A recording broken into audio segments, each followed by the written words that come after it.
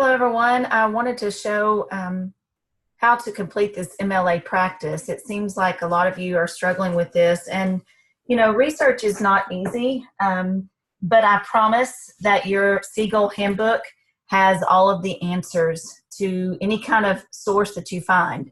Your MLA tab in your Siegel handbook starts on page 119.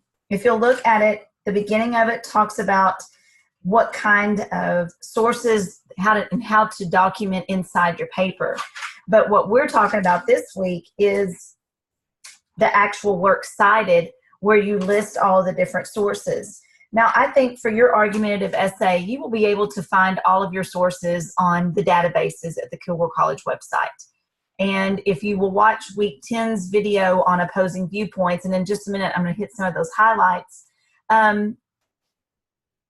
the works cited entry can be done for you through the databases, which I've always tell my students it's the cheat method, or when you're in the databases, it's the citation tools, and it will generate the works cited entry for you. But I believe that later on in your college career, and maybe even this semester in another class, you may be asked to do research, but your instructor specifically tells you that one of your sources has to be a print version.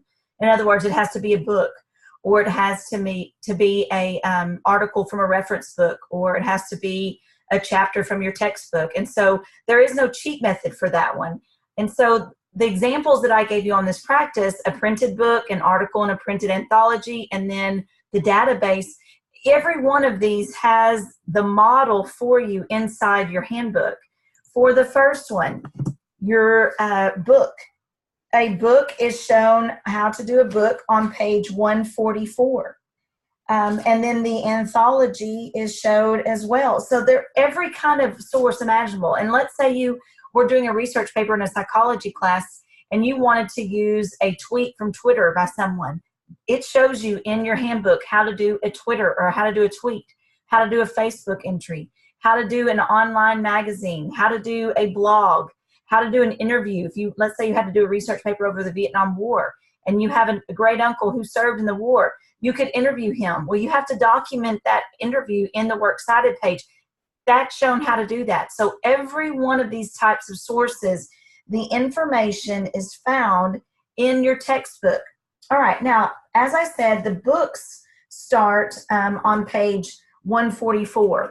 But if you'll look back at page 134, there are some examples of how to do, let's say you had two authors, or let's say you had an author and an editor. Every kind of source imaginable is found in this handbook. So for the first one, I'm looking at my handbook and I'm going to look and see, okay, I have to invert the first source, or the first author. And her name is Francine Watman Frank. So I'm going to start out with Frank because that's her last name. But if you'll notice, you do not invert the second one. I don't know why. It's just MLA rules.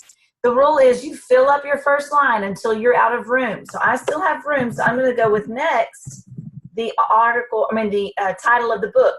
So this was language. I'm going to go to the next page, or the next line, and I'm going to indent because it is a hanging indent. And I'm going to finish the title of the textbook or the book. And then I'm going to hit a period. What is next is the publisher. So it's the Modern Language. Whoops, I didn't capitalize that. Okay, I'm out of room. I'm going to go to the next line. I'm going to indent Society of America, comma, 1984. Now, you'll notice I didn't put the city, but I gave the city. Doesn't mean anything. That's just extra information. And when you have a book and you look at the first few pages of the book, you're going to see lots of information. But you have to know what's needed according to the actual Siegel handbook. All right, the next one is an article in a reference book. And I'm going to tell you that one can be found on page 141. So let me just put that here, page 141 in your Siegel handbook. It tells you to start with the author. I'm going to invert it, so I'm going to put Shiver, comma, Noam, period. What comes next is the article title. Now it's the reference book, Encyclopedia. Put a comma here. I'm going to put edited by Jim, I'm out of room. I'm going to go to the next one. Lansing, comma. What comes next is the edition if I had it, but I don't have the edition. So I'm going to go next to the publisher. I don't have the publisher, so I'm just going to go to the next thing. It would be the date, then the page number, and it's multiple pages, so we put PP for multiple pages, 145 to 149. Now I could put 149. If it was 145 to 59, then that's what I could do, but because it's still in the 100s and the 40s, I can just do it just like that. So again, this is not meant to be difficult. This is just meant to let me find my source in the handbook, and then let me go look and see how to do it. I'm going to quickly show you how to do the opposing viewpoints while I'm right here and show you how to do the cheat method.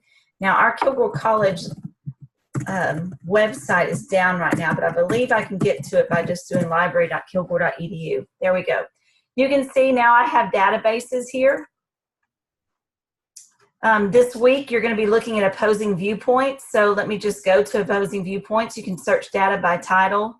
I'm going to go down to the O's. And I am at my house right now, so now I'm going to have a login screen that's asking me to log in. And it's the same as you would log in when you go to Blackboard.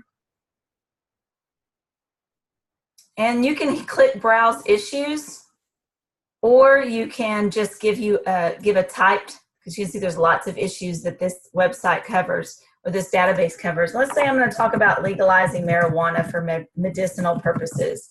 I'm just going to type in legalizing marijuana and see what comes up.